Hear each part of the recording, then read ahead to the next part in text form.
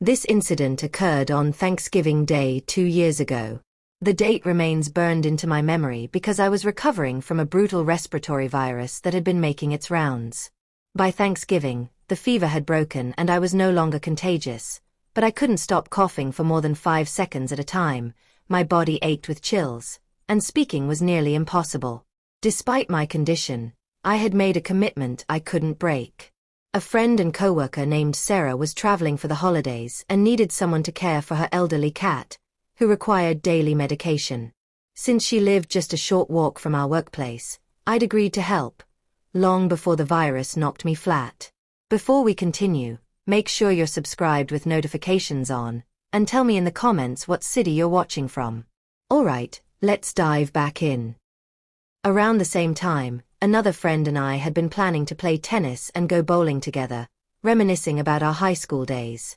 My tennis rackets and bowling ball were stored at my father's house since my college dorm was impossibly cramped.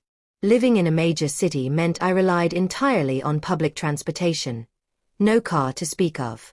Being sick meant missing Thanksgiving at my father's place, but I was stubbornly determined to retrieve my sports equipment.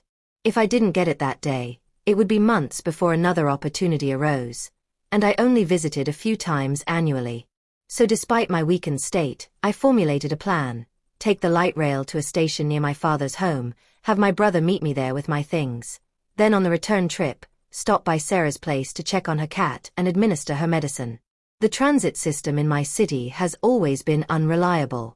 As I waited for my connecting bus to Sarah's apartment, I watched Apple Maps repeatedly claim the bus was 1 minute away, only for nothing to appear. I'd refresh the app and suddenly it would say 15 minutes. Under normal circumstances, I would have simply walked. Sarah didn't live far from the light rail station. But context matters. I was a 19-year-old woman, barely over 5 feet tall, juggling a 13-pound bowling ball, multiple tennis rackets, containers of Thanksgiving leftovers, all while sick and coughing constantly. More than 30 minutes passed at that bus stop. It was approximately 9 p.m. on Thanksgiving night, and the station was completely deserted. I stood alone in the darkness. Then a car pulled up carrying several men who appeared to be in their early to mid-20s. They were conversing in a foreign language, laughing among themselves. I assumed they were simply dropping off a friend at the station. After a few minutes, one man exited and the car drove away. The station was quite large, and I'd been standing somewhat apart from the actual bus shelter since my coughing fits were relentless and I didn't want to disturb anyone who might arrive. Despite the empty space available, the man walked directly over and sat on the bench right beside me. Initially, I didn't think much of it. I kept my eyes fixed on my phone, watching the bus arrival time fluctuate maddeningly, periodically leaning forward to scan the street for approaching headlights. Several minutes elapsed. Then, without warning, I felt something on my shoulder. What happened next would transform an ordinary wait into a nightmare. The man had stood up and wrapped his arm tightly around me. My mind went utterly blank. Confusion and shock paralyzed me completely. I simply froze. After a moment, he mumbled something resembling a question about whether I was okay. In barely a whisper, I replied that I was fine, just waiting for my bus. A few minutes later, he released me and returned to the bench. Every alarm in my head was screaming, yet I kept trying to rationalize his behavior. Perhaps he'd heard my violent coughing and genuinely thought I was unwell. Maybe he'd seen me leaning out to watch for the bus and assumed something was wrong. I knew these excuses were foolish, but I was desperately trying to maintain my composure. Some might wonder why I didn't run or scream. This man towered over 6 feet tall and easily weighed twice what I did. He was also wearing a bandana-style face covering, somewhat unusual, but this was near the tail end of the pandemic, so masks weren't completely uncommon. And we were utterly alone at that bus stop. I didn't want to provoke him. Minutes later, he rose again and put his arm around me a second time, occasionally stroking my back. Fortunately, I was wearing a thick puffer jacket that provided some barrier. I spotted my bus approaching in the distance and remained motionless, convincing myself that everything would end once I boarded. As the bus drew closer, I slipped from his grasp and quietly announced, "My bus is here."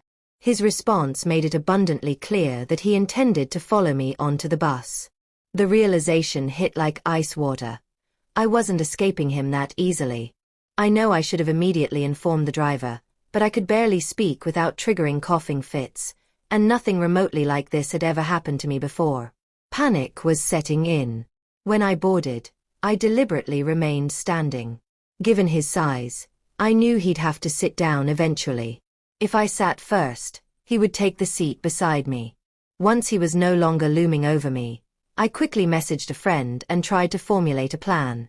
I considered calling the police, but he would certainly hear every word, and I had no idea if he was armed. While trapped under his grip at the bus stop, I'd already been strategizing what to do if he followed me, which he had. I absolutely could not lead him to Sarah's apartment. I also couldn't shake the disturbing thought that the group of men who dropped him off might be involved in whatever he was planning. The stop before Sarah's place was where I worked, a restaurant inside a large outdoor shopping center. It was around 9:30 p.m. Even though all the retail stores closed at 9 o'clock, I knew the entire complex had security cameras everywhere and guards on patrol. More importantly, I knew my coworkers would still be inside finishing their closing duties. The only challenge was the locked front entrance, but the back employee door would be open. To access it, I'd need to pass through the outdoor trash enclosure first, then enter the code on the keypad. When the bus reached my stop, the man got off immediately behind me and grabbed my shoulder again, gripping even harder than before. I had to take tiny, measured steps. I couldn't suddenly sprint and alert him unless I was close enough to actually make it inside before he caught me. As we approached my workplace, a single thought consumed me. Would I be fast enough to break free and get through both doors before he overtook me? Then I saw something that might save me, or might not be enough. Miraculously, when we reached the back entrance, the door to the trash enclosure stood propped open. One of the chefs and a coworker were standing there chatting, holding the back door open between them. I seized the moment. His grip had loosened slightly from walking, and I yanked myself free and ran past him. I tried to tell my coworker that a man was following me and to shut the door immediately.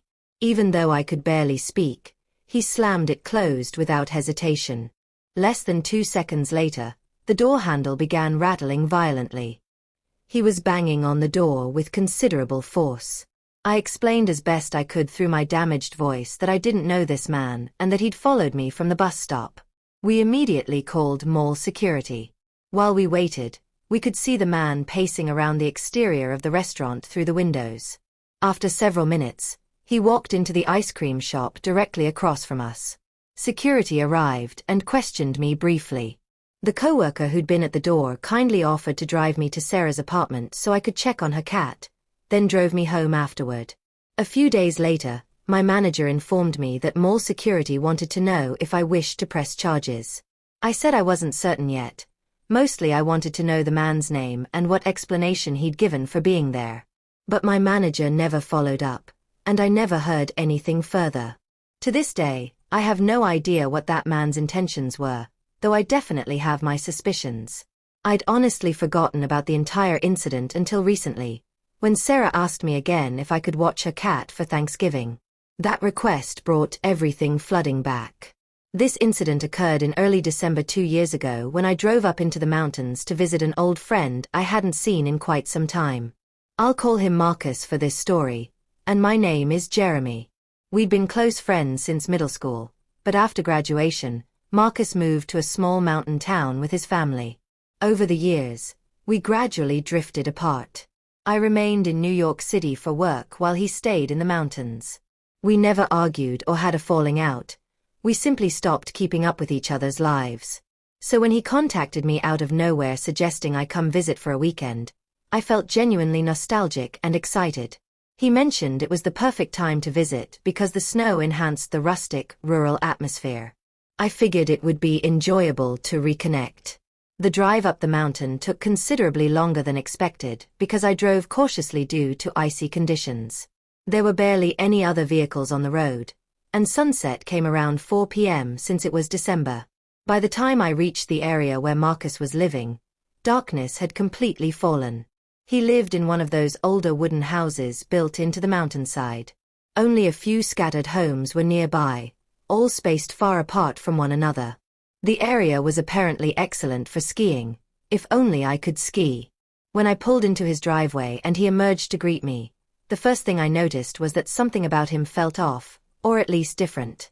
I hadn't seen him in years, so initially I figured maybe I'd simply forgotten what he looked and acted like. But the way he spoke had changed. Slower than I remembered, with long pauses between sentences as though he'd forgotten what he was saying. He helped carry my bag inside. The interior was warm but remarkably sparse, not much furniture except a couch, a table, a couple of chairs, and some antique-looking wall decorations. He explained I could sleep on the couch for the weekend since it converted into a pull-out bed. I told him that was perfectly fine. The house featured a long, dark hallway directly across from the couch that led to a bathroom and 2 empty guest rooms. He explained these were empty because the house had belonged to his grandparents, who'd recently passed away. He told me he now lived here alone. The hallway had no light at the far end, and all the doors stood open. From the couch, all I could see was this pitch-black rectangle stretching into the depths of the house. For some reason, it made me profoundly uncomfortable, even though there was nothing obviously frightening about it. But that discomfort was about to feel justified. That first night, we talked briefly about old times, but the conversation felt strange. His overall demeanor and mannerisms had become more socially awkward, though I attributed this to the fact that living alone in the mountains for years could make anyone a bit peculiar. He barely made eye contact, and I kept noticing him glancing toward the hallway. When it was time to sleep, he went upstairs to his bedroom while I set up the couch. I left a light on near the hallway because the darkness genuinely unsettled me. I felt foolish about it, but that hallway really bothered me. I fell asleep, but around 2 a.m., I woke to a thumping sound from upstairs. I quickly realized these were rapid footsteps racing across the floor above me. It sounded like someone sprinting from one end of the room to the other, then stopping abruptly, then sprinting again. The footsteps continued for approximately 20 seconds before stopping completely. I waited to hear a door open or close or any other sound, but absolute silence followed. I eventually fell back asleep, despite being thoroughly creeped out. The second day was even stranger. Marcus acted distracted the entire time, barely talking, barely eating. Whenever I asked if he was feeling all right, he would just nod without speaking. I couldn't understand why he was behaving this way, given that he'd invited me here specifically to catch up and presumably rekindle our friendship. I also counted him walking down that hallway at least 5 times throughout the day. I never bothered to check what he was looking at. Since there was a bathroom at the end of the hall, I simply assumed he was using it, even though I never heard a toilet flush. That night, the weather deteriorated significantly and a snowstorm rolled through. Wind slammed against the house hard enough to make the walls tremble slightly. Honestly, I loved it. The atmosphere of being snowed in somewhere cozy. I settled onto the couch, scrolled on my phone for about an hour, then went to sleep. Around 2 a.m., I woke again. This time, what I heard was much worse. This time I heard soft scraping sounds coming from somewhere downstairs in the hallway. It sounded like something being dragged across the wooden floor. Then it stopped. But then there was a sudden tap on the wall directly behind me, as if someone had flicked it with their finger. I turned and looked down the hallway. I hadn't left that light on this night, so it was completely dark. I didn't want to get up. I did my best to simply roll to the other side and block out the noises. Old house, I kept telling myself. I did manage to fall back asleep, and the next thing I remember is waking in the morning. The third night was the worst by far. By this point, I felt generally uneasy in the house and kept catching Marcus staring at me for uncomfortably long periods without saying anything, as though he was checking to see if I'd noticed something. I nearly considered leaving early, but the snowstorm was supposed to last until morning. After dinner, Marcus went upstairs early while I stayed up on my phone, beginning to seriously question the entire point of this visit. Eventually, I set up the couch and lay down. I closed my eyes and tried to sleep. But sometime around 2 a.m. again, I woke up without knowing why. My eyes opened, but the rest of my body refused to move. I'd heard of sleep paralysis before but had never experienced it. It felt like being awake inside a dead body. I could only move my eyes. I couldn't even move my fingers. I started to panic. Then something made it exponentially worse. What I saw at the end of that hallway will haunt me forever. I noticed movement at the far end of the hallway. At first, the darkness was so complete that I couldn't tell if it was real. But after several seconds, I realized what I was seeing. Marcus was standing at the very end of the hallway. I could only see his outline because his face was completely hidden in shadow. His arms hung at his sides and he stood perfectly still, as though he'd been there for a long time, just watching me. It reminded me of a scene from Paranormal Activity. I tried to speak to him, but no sound emerged. I tried to move or twitch or do anything, but my body remained frozen. I didn't even feel like I was breathing, honestly. I could only stare. He stood there for what felt like an entire minute, not moving at all. Then, without warning, he slowly turned to his right and walked into the guest room at the end of the hall. He disappeared into the darkness without making a sound. My body slowly began to regain control. First my fingers, then my arms, then my ability to sit up. Once I fully snapped out of it, I sat up shaking and drenched in sweat.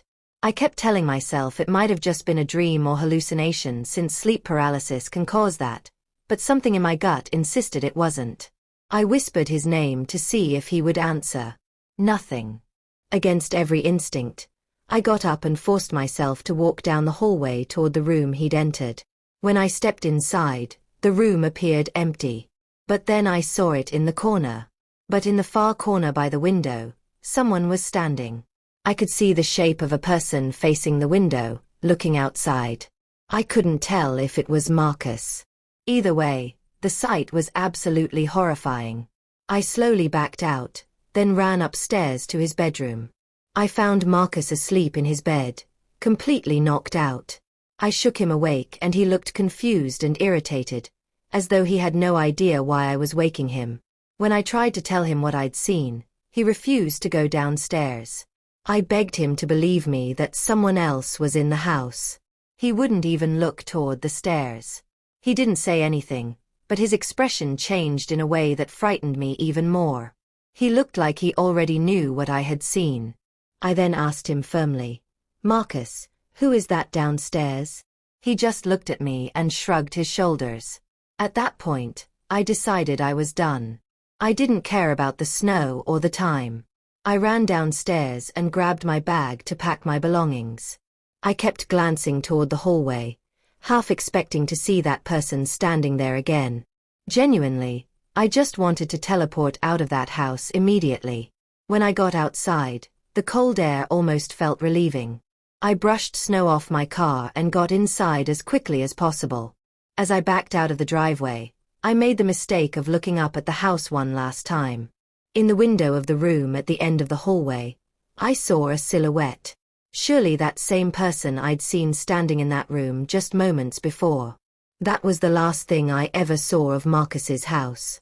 After that weekend, he stopped responding to texts. I threatened to call in a wellness check when I grew worried that he'd been murdered or something. Finally, he responded with just 2 words, "I'm fine." That's it though. He didn't respond to any further messages, so I stopped trying. That was not the same Marcus I knew from school. Whatever happened to him, and whoever that was in his house, it's not my problem anymore. I'd be lying if I said it doesn't terrify the hell out of me though. If this story moved you, hit subscribe with notifications on.